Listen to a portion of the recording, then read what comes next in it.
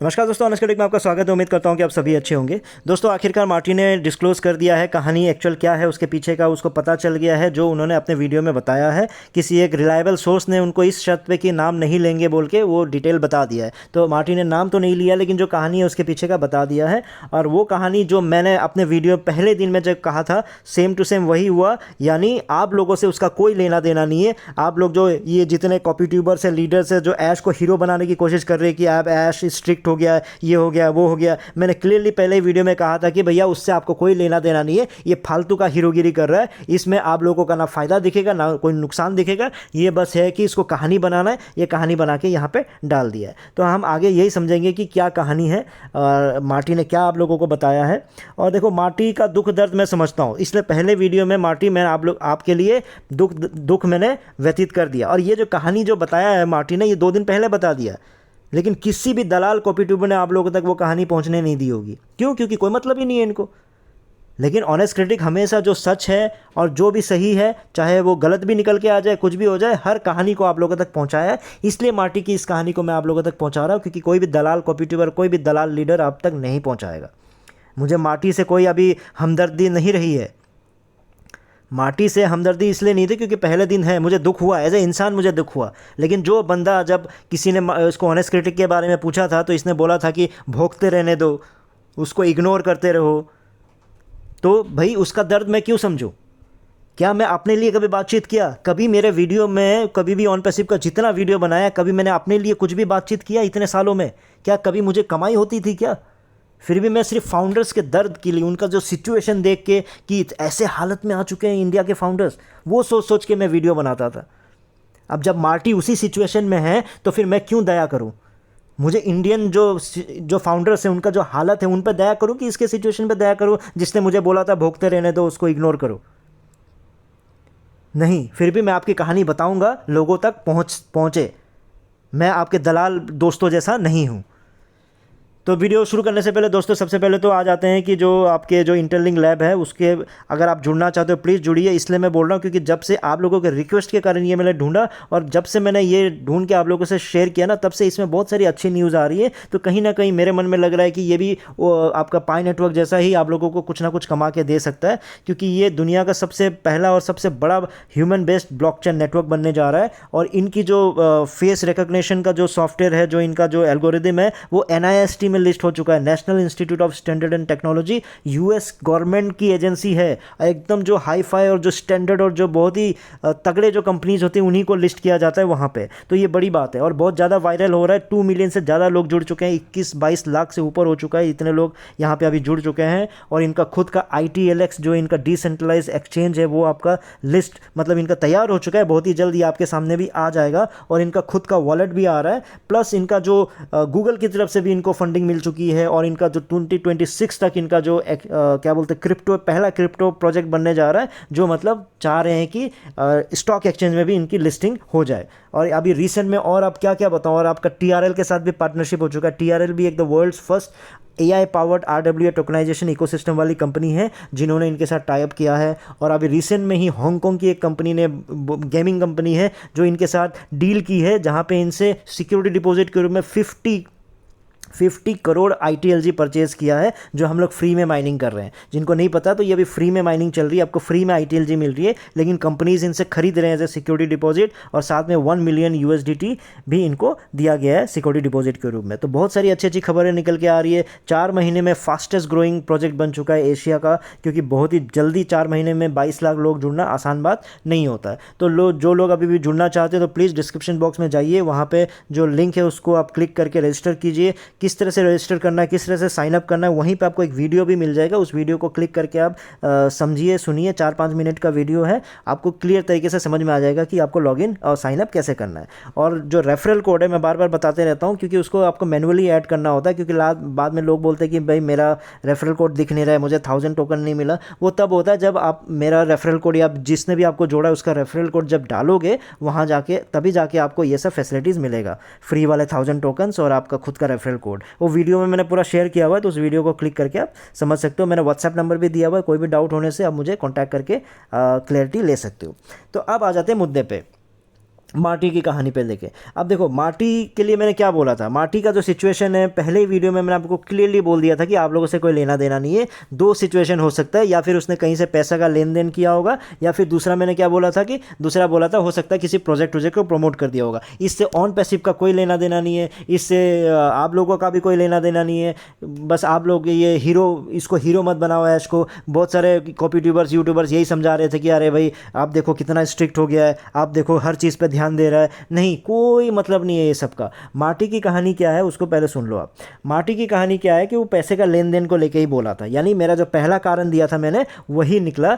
Marty ने कहानी सुनाया, उसने ये बोला कि सिचुएशन ऐसा था कि 65 साल होते ही मेरे को जो 900 डॉलर मिल रहे थे कंपनी की तरफ से वो मिलना बंद हो गया था। उसके बाद क्या हुआ, उसको पैसे का सिचुएशन चली, मतलब जो गवर्नमेंट की तरफ से थोड़ा बहुत तो मिलता ही है, लेकिन वो 3 ग्रैंड डॉटर्स हैं, बहुत कुछ देखना पड़ता है, तो उस सिचुएशन की वजह से वो पैसे एनफ नहीं हो पा रहे, तो बहुत ही मजबूरी में वो जी रहा है। और उसी साथ में बीच में अभी क्या हुआ कि उनको सांस लेने में प्रॉब्लम होने लगी, हॉस्पिटल में आना जाना चलने लग गया, तो उसमें भी कई 100 डॉलर्स मतलब एम्बुलेंस में ही चले जाने लग गए थे, बहुत सारे ज़्यादा खर्चा हो रहा था।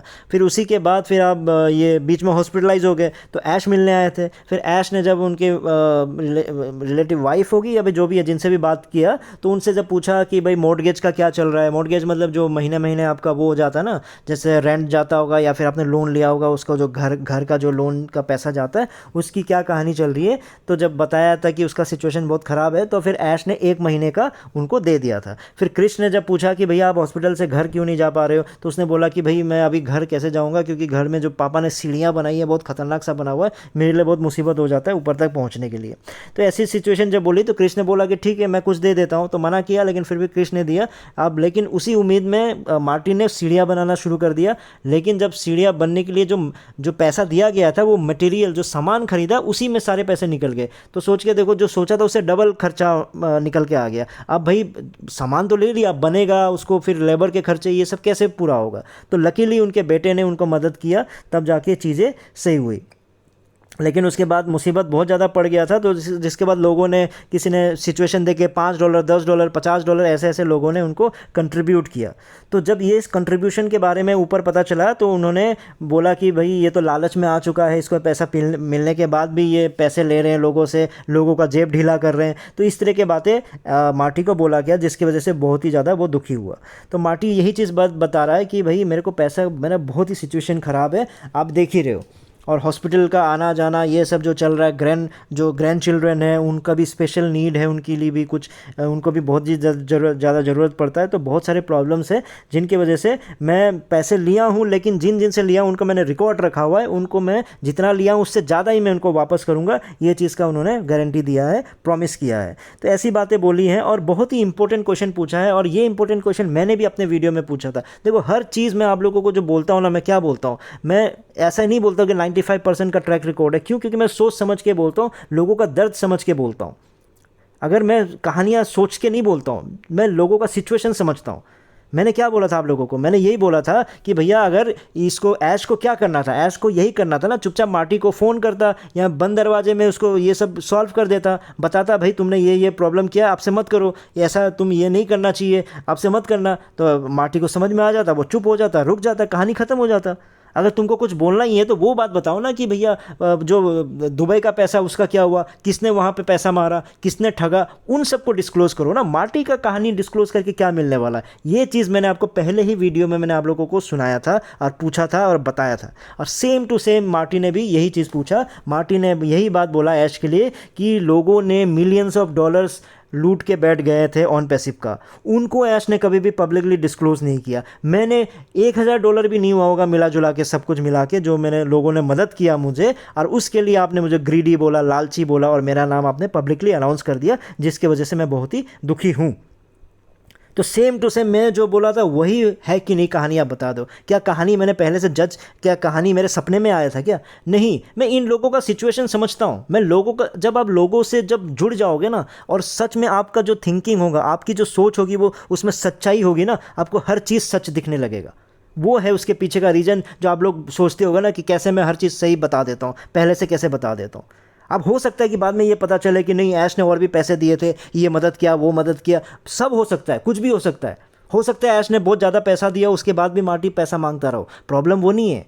मेरा कहने का ये मतलब है कि भाई पैसों का लेन देन है, ये तुम लोगों का आपस में का मामला है, आपस का रिलेशन का मामला है, दोस्ती यारी का मामला है, उसको अपने में निपटाओ ना। फाउंडर्स का उसका क्या मतलब है?